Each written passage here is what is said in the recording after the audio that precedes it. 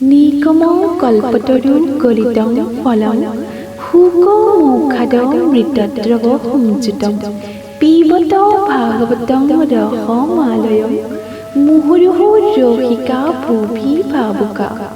মহাপুৰুষ শ্ৰীমন্ত শংকৰদেৱ আৰু শ্ৰী শ্ৰী মাধৱদেৱ গুৰু দুজনাৰ প্ৰতি সভক্তিৰে সেৱা জনাই ধৰ্মানুৰাগী ভক্তপ্ৰাণ ৰাইজৰ প্ৰতি সশ্ৰদ্ধা প্ৰণিপাত জনাইছোঁ।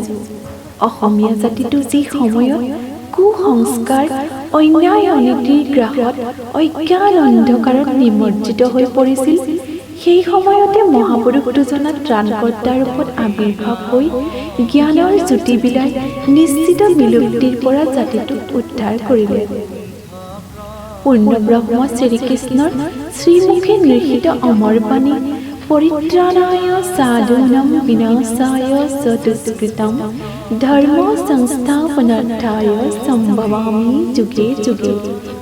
সত্যতা প্ৰতিপন্ন কৰি দুয়োজনা গুৰুৰ আৱিৰ্ভাৱে জাতিটোৰ প্ৰাণস্পন্দন ঘূৰাই আনিলে। আধ্যাত্মিক চিন্তা চেতনাৰ উন্মেষ ঘটাই সাহিত্য সংস্কৃতি শিল্পকলাৰ প্ৰচাৰ আৰু প্ৰসাৰৰ জৰিয়তে জাতিটোক এটা স্বকীয় পৰিচয় প্ৰদান কৰি বৃহত্তৰ অসমীয়া জাতি গঠন প্ৰক্ৰিয়াৰ সুদৃঢ় ভেটি নিৰ্মাণ কৰিলে। তাকে সাৰোগত কৰি আমি ৰাইজক অৱগত কৰিবলৈ পাই আনন্দিত হৈছোঁ যে সমন্বিত যুৱতীৰ্থৰ কেন্দ্ৰীয় মধ্যকালীন অধিৱেশনখনি সমন্বিত যুৱতীৰ্থ ডিব্ৰুগড় জিলা সমিতিৰ পৃষ্ঠপোষকতাত জয়পুৰ আঞ্চলিক সমিতিৰ উদ্যোগত সমূহ জয়পুৰবাসীৰ সহযোগত অহা 21 আৰু 22 কাতি 1941 হওক 8 আৰু 9 নৱেম্বৰ 2019 তাৰিখে শুক্ৰ আৰু শনিবাৰে দুদিনীয়া কাৰ্যসূচীৰে জয়পুৰ তাঁতিপথাৰ বৰনামঘৰৰ প্ৰাংগণত অনুষ্ঠিত কৰিবলৈ লোৱা হৈছে। এই সুযোগতে আমি সবে অসমৰ বহুজন নেতৃত্বস্থানীয় আধ্যাত্মিক গুৰু আৰু ভকত বৈষ্ণৱৰ সান্নিধ্য লাভেৰে ধন্য হ'ব পাৰিম। এই মহান কৰ্মভাগী সৰ্বতোপকাৰী সুসম্পন্ন কৰি তুলিবলৈ ৰাইজৰ প্ৰতি সভক্তিৰে মিনতি জনাইছোঁ।